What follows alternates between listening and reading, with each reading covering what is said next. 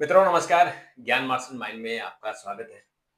मित्रों हम आज आपको ऐसी कहानी सुनाते हैं कि जो आपने पहले कभी नहीं सुनी और आपके रोंगटे खड़े हो जाएंगे। आपने सीता हरण के बारे में तो सुना होगा, लेकिन उससे भी बड़ी कहानी आज आपको सुनाते हैं। उससे पहले आप चैनल को सब्सक्राइब कर दीजिए, शेयर कर दीजिए और लाइक कर दीजिए। हम आप बात करेंगे हमारे विशेषज्ञ डॉक्टर प्रदीप मुखर्जी जी से। डॉक्टर साहब आपका बहुत बहुत स्वागत है। तो आज आप बहुत ही इंटरेस्टिंग और एक रोचक कहानी लेकर आए हैं। हाँ, दरअसल इसके बारे में बहुत कम लोगों को जानकारी है और उसके पीछे कारण क्या है कि ये प्रसंग जो है वाल्मीकि रामायण और तुलसीदास द्वारा रचित रामचरितमानस में नहीं है। चूँकि हमारे यहाँ ज़्यादातर लोग हम्म, रामचरितमानस को ही हाँ, तुलसीदास जी की रामचरितमानस हम्म, का पाठ करते हैं, हम्म, उसको ही रामायण के रूप में देखते हैं और कुछ लोग ऐसे हैं जो वाल्मीकि संस्कृत रामायण। में वाल्मीकि रामायण का अध्ययन करते हैं। बिल्कुल। दरअसल देश के अंदर जी। और विदेश के अंदर कुल मिला के 14 तरीके की रामायणें हाँ। लिखी गई हैं। इंडोनेशिया की रामायण अलग है, श्रीलंका की रामायण हाँ, अलग है, कंबम रामायण अलग है, हाँ, दक्षिण कम्ब की। रामायण अलग है, दक्षिण की। तो रामायण के जो प्रसंग हैं, उनमें ये बात सबको पता है कि लंकापति रावण ने अपनी बहन शूर्पणखा का जब अपमान हुआ, लक्ष्मण ने नाक काटी, तो उस अपमान का बदला लेने के लिए माता सीता का अपहरण किया था। बिल्कुल। ये बात हिंदू समाज में जन-जन को पता है कि माता सीता का अपहरण हुआ और था। उसके कारण युद्ध हुआ। अब माता सीता के अपहरण को लेकर भी कई रामायण में ये लिखा गया कि असली माता सीता को रावण नहीं उठा के ले गया, हाँ, उनकी उनको छाया को ले गया, छाया लेके था, वो राम जी ने ऐसा कुछ किया था। क्लोन को ले गया था। खैर, वो अलग-अलग रामायण का विषय है, लेकिन एक मान्यता ये है कि सीता माता का रावण ने अपहरण किया था। लेकिन आप विश्वास नहीं करेंगे, लेकिन है ये सत्य। सीता पहली ऐसी स्त्री नहीं थी जिनका कि रावण ने अपहरण किया था। रावण ने सीता से पहले भगवान राम की मां राजा दशरथ की पत्नी कौशल्या का भी अपहरण किया था। माता कौशल्या का। अब आपको ये लगेगा कि कोरी कल्पना है, कहानी है, लेकिन ये आनंद रामायण जो उत्तरोत्तर भारत में संस्कृत में लिखी गई है, उस आनंद रामायण का ये प्रसंग है। आखिर दशानन रावण को माता कौशल्या के अपहरण की क्या जरूरत पड़ी, क्यों उसने अपहरण किया, अपहरण के बाद क्या हुआ और क्या कौशल्या वापस लौटी या नहीं लौटी, और लौटी तो कैसे लौटी, तमाम सवाल आपके जेहन में आएंगे। दरअसल आनंद रामायण में जो प्रसंग बताया गया है, उस प्रसंग के अनुसार जब लंकापति रावण ने ब्रह्मा जी की घोर तपस्या की, तो उसने अपने अमर होने का वरदान मांगा था, लेकिन अमर होने का वरदान किसी को दिया नहीं जाता है। उस समय ब्रह्मा जी ने उस वरदान के अलावा ढेर सारे उसको वरदान दिए और वो लगभग ऐसे थे कि जो अमृत जैसे ही थे। उसी दौरान रावण ने उत्सुकता बस ब्रह्मा जी से पूछा कि हे भगवान, आप मुझे अमर होने का वरदान भी नहीं दे रहे और ऐसे ऐसे वरदान दे रहे हैं जिससे कि मुझे कोई मार भी नहीं पाएगा, तो आप मुझे ये बताइए कि आखिर, चूंकि मैंने मानव रूप में जन्म लिया है तो मृत्यु निश्चित है, क्योंकि जिसका जन्म हुआ है उसकी मृत्यु निश्चित है, ये अटल सत्य है।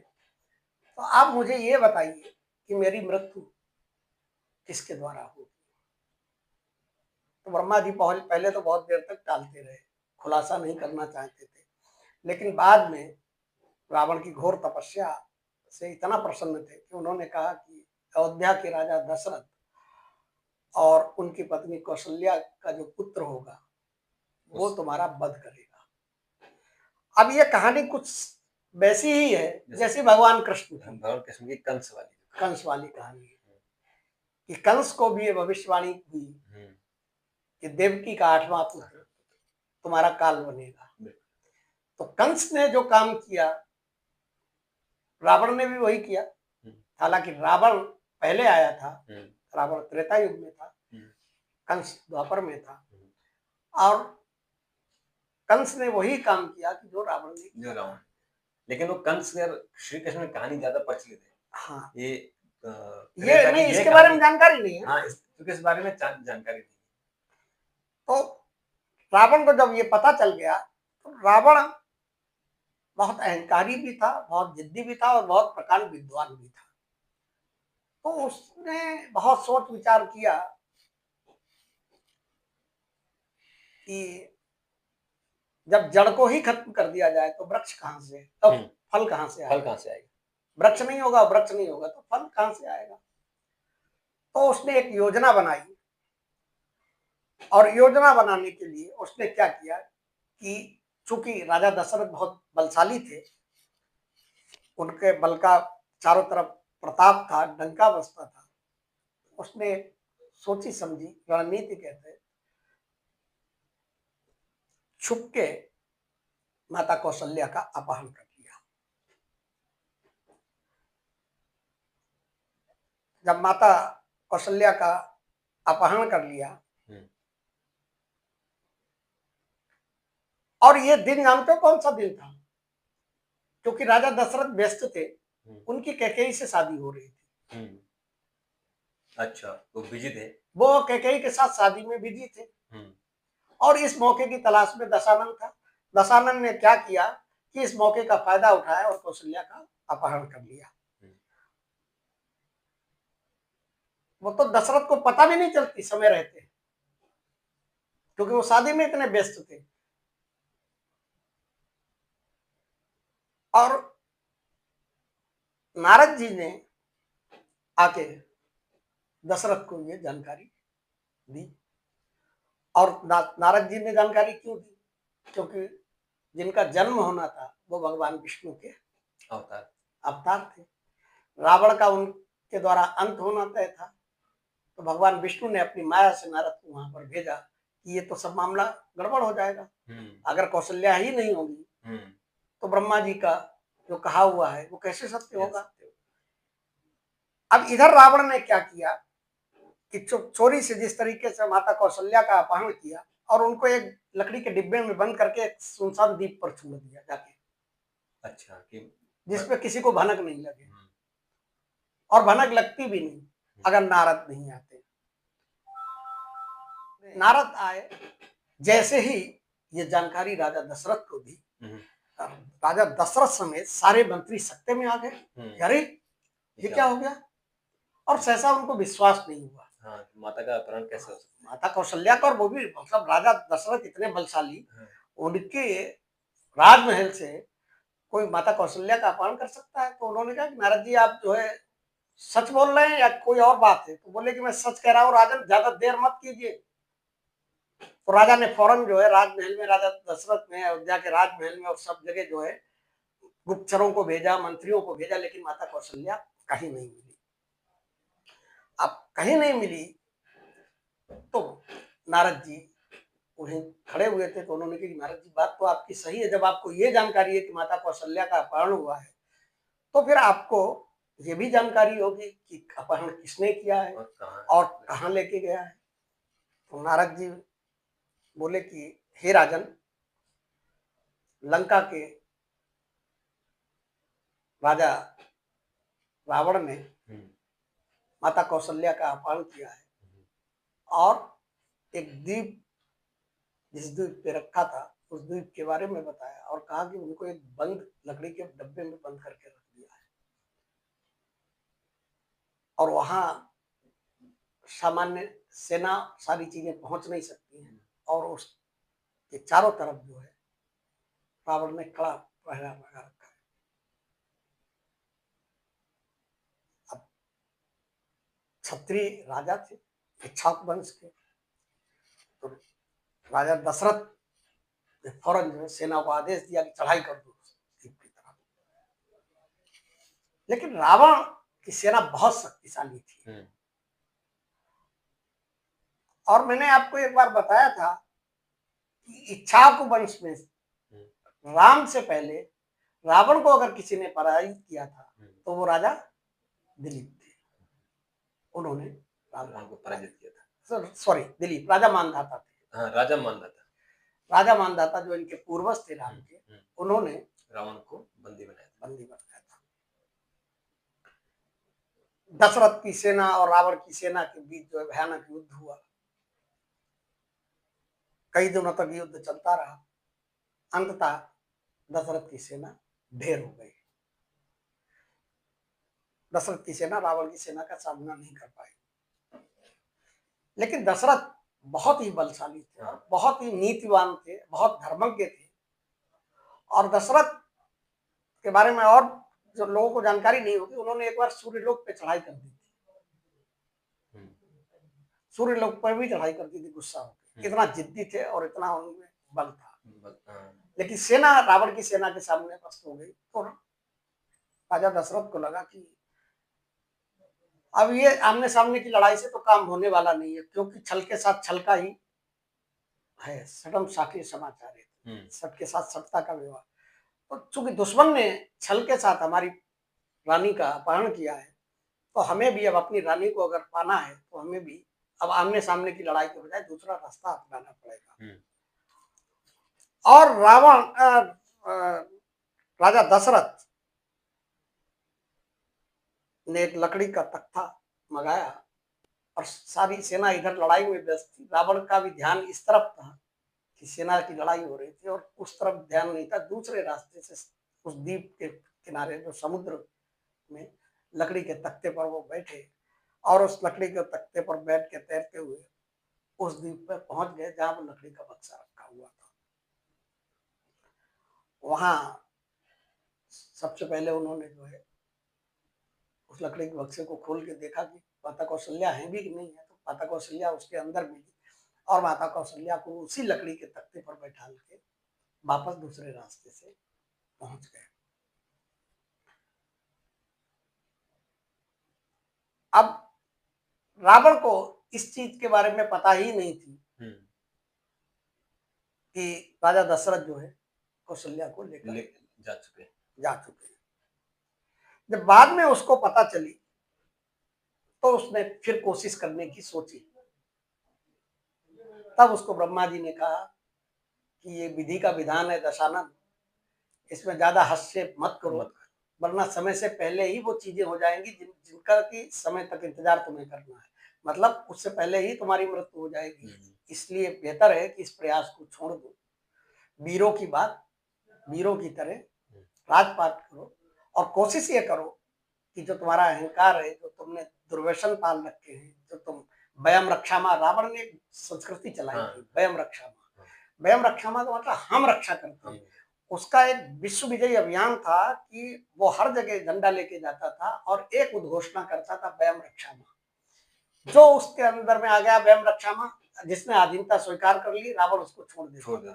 और जिससे नहीं, बहुत ही दुस्साहसी था, सहस्त्रार्जुन से लड़ गया था, जिन्होंने उसको पकड़ के जो है अपने आप बंद कर लिया था।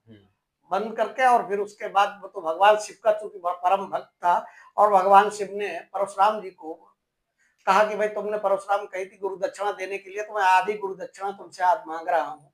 तो उन्होंने कहा कि मांगिए प्रभु, इससे बड़ा हमारे लिए क्या सौभाग्य होगा कि हमारे गुरु हमारे प्रभु जो हमसे दक्षिणा स्वयं मांग रहे हैं। तो बोले आधी ही मांग रहा हूँ, आधी के लिए बकाया रख रहा हूँ। तो बोले आधी बताइए, आदेश दीजिए तत्काल। तो कैलाश पे बुला के परशुराम जी को आदेश दिया कि हमारा एक परम भक्त जो है वो सहस्त्रार्जुन के कैद खाने में कैद है, उसको छुड़वाओ और जाके सहस्त्रार्जुन का वध कर दो।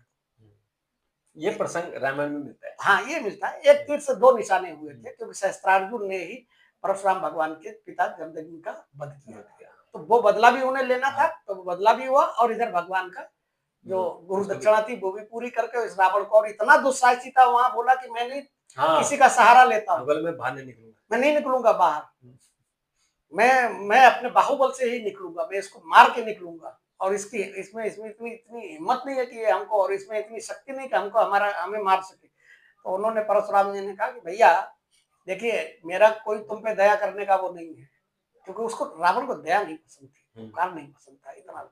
उसने कहा कि परशुराम ने कहा कि मुझे दया करने का कोई तुम पे शौक नहीं है, ये हमारे गुरु का आदेश है, और राजी राजी मानोगे तो ठीक है, वरना गैर राजी पकड़ के तुम्हें यहाँ से ले चलेंगे, क्योंकि गुरु आदेश जो है। तो उन्होंने, कौन है गुरु? बोले भगवान शिव। तो बोले अच्छा, तो स्कूल का भी वक्त था तो चला है। अब देखिए, इस घटना के बाद जो है राजा दशरथ जो है कौशल्या को राजमहल में लेके आए। राजमहल में लेके आने के बाद समय पर राम का जन्म हुआ। और इसी को कहा जाता है कि जो विधि ने विधान लिख दिया है उसको टाला नहीं जा सकता। टालने का प्रयास कंस ने भी किया था, टालने का प्रयास रावण ने भी किया, लेकिन जो विधि का विधान जो उसको टाला नहीं जा सकता। और रावण भी उसमें असफल रहा और कंस भी उसमें असफल रहा। तो एक मतलब अगर आप मॉरल स्टोरी देखें तो मेन चीज ये है कि आप बजाय जड़ पे प्रहार करने के आप अपने में सुधार कीजिए, अपना कर्म कीजिए, अपने कर्म से अपने जो आपका विधि का विधान है उसको बदलने की कोशिश की, उसको कम करने की कोशिश की, बजाय इसके कि आप जो है दुष्कर्म करके आप गलत दिशा में जाके और उस विधि के विधान को और मजबूत कर दें। और यही बाद में यही सबको पता है कि राम ने रावण का अंत किया, लेकिन उससे पहले भी, रावण का अंत करने से पहले भी उसने जो है सीता का भी अपहरण कर लिया। बिल्कुल कर लिया, क्योंकि बुद्धि विपरीत काले। तो अपहरण का मास्टर था वो, किडनैपर था एक तरीके से। अगर देखा जाए, अगर ये दो कहानियां देखी जाए तो रावण एक किडनैपर भी था। बिल्कुल किडनैपर था, वो लगातार उसका इतिहास रहा है। ये तो केवल दो आपने जिक्र किए, लेकिन और भी उसके इतिहास है, इस तरह से कई इतिहास है। और महिलाओं को लेकर उसके कई इतिहास है। बिल्कुल। तो मित्रों, आपकी कहानी कैसे लगी? मुझे लगता है जरूर आपको भी पहली बार आपने सुना होगा। और ये प्रसंग असल में चूंकि तुलसी रामायण में नहीं है, इसलिए इसका प्रचार नहीं होता है। इसको लोग कहते हैं कि ये ऑथेंटिक नहीं है, तो इसलिए उसको तुलसी रामायण अगर नहीं है तो जो टीवी सीरियल है या फिल्मों है उसमें जिक्र नहीं होता है, लेकिन दूसरी रामायण में इसका जिक्र है। और ये जरूर होगा, क्योंकि कंस के समय भी हमने देखा था कि श्री कृष्ण का जन्म हुआ था, वो भी किसी भविष्यवाणी के तहत हुआ था। हाँ। तो इनका जन्म भी, क्योंकि भगवान राम का जन्म भी भविष्यवाणी के हिसाब से हुआ था, तो इसलिए ये प्रसंग रहा होगा। तो इसलिए ये प्रसंग नहीं रहा होगा, नहीं ये है। हाँ, ये क्योंकि देखिए क्या है ना कि मैं आपको बताऊं कि रामायण जो है उसमें अलग अलग तरीके से चीजों का वर्णन किया गया है। तुलसीदास ने जो है वो भक्तिकालीन, उन्होंने क्या है कि उन्होंने राम को भगवान के रूप में देखा। और भगवान के रूप में देख के उन्होंने उनके में कहीं ना कहीं एक पक्ष रहा। उसकी डोमिनेंस रही। और दूसरे क्या है कि तुलसीदास जी ने जो रामचरितमानस की रचना की वो हनुमान जी के आदेश पे की। तो हनुमान जी तो परम भक्त थे राम के, तो जैसे जैसे वो बताते गए वैसे वैसे वो लिखते गए। अगर आप वाल्मीकि रामायण देखें तो वाल्मीकि रामायण में राम को राजा माना गया है, भगवान के रूप में नहीं माना गया। ऐसे कम रामायण में, कम रामायण में भी अलग से माना गया। एक और रामायण जो है, उस रामायण में आप ये, उसमें मतलब तो इतनी बड़ी चीज लिखी हुई है कि दशरथ के 3 पुत्र थे और एक पुत्री थी, और सीता उनकी पुत्री थी। अच्छा, ऐसे रामायण में अलग अलग प्रसंग, अलग अलग जैसे संस्करण, अलग अलग संस्करण, अलग अलग चीजें जुड़ती चली गई और अपने रिसर्च के आधार पे लोगों ने किया। आनंद रामायण जो है इसको महत्वपूर्ण माना जाता है संस्कृत की। और ये चूंकि प्रसंग था इसलिए आपके सामने ला गया। अगर आपके इसमें कमेंट हो, आपको लगता हो कि और भी जो रामायण के जिक्र हैं, ऐसे कैरेक्टर जो अभी पर्दे के बाहर नहीं आए हैं, उनके बारे में हम। और ये देखिए, मैं एक चीज और बताऊं आपको, ये रामचरितमानस से पहले लिखी गई जी। तुलसीदास जी ने अकबर के समय में रामचरितमानस का लेखन किया था। आनंद रामायण उससे पहले किया और संस्कृत में है।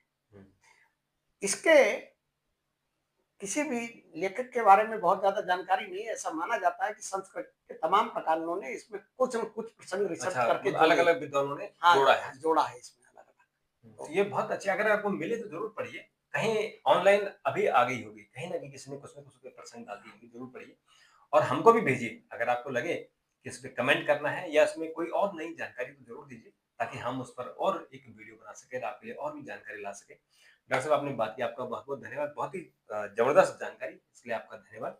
मित्रों, आपका भी धन्यवाद। लेकिन आपसे एक नहीं, शिकायत मैं रहती है। बताऊँ, मुझे भी पता नहीं थी। मैं भी अभी आनंद रामायण के कुछ प्रसंग पढ़ रहा था। तो उससे पहले मुझे भी ये जानकारी नहीं थी कि तो माता पढ़ते-पढ़ते कौशल्या फिर का भी, हाँ, कि माता कौशल्या का भी अपहरण हुआ है जी, और वो भी रावण ने किया। रावण ने किया। तो इसलिए बाकी रोचक प्रसंग तो पता थे, क्योंकि जनरली अमूमन क्या है कि सब लोग जो है रामचरितमानस या महर्षि वाल्मीकि जी की रामायण। रामायण पढ़ते हैं, बिल्कुल। तो आप ज़रूर आप अपनी कमेंट दीजिएगा, और आपसे शिकायत हमारी रहती है कि आप सब्सक्राइब नहीं करते हैं, कमेंट नहीं करते हैं, शेयर नहीं करते हैं, तो ज़रूर कीजिएगा, ताकि हमारा चैनल बड़े हो और हम आपके लिए और भी अच्छी-अच्छी जानकारी ला सकें। अभी के लिए इतना। डॉक्टर साहब, आपका धन्यवाद, और आपका भी बहुत-बहुत धन्यवाद। नमस्कार।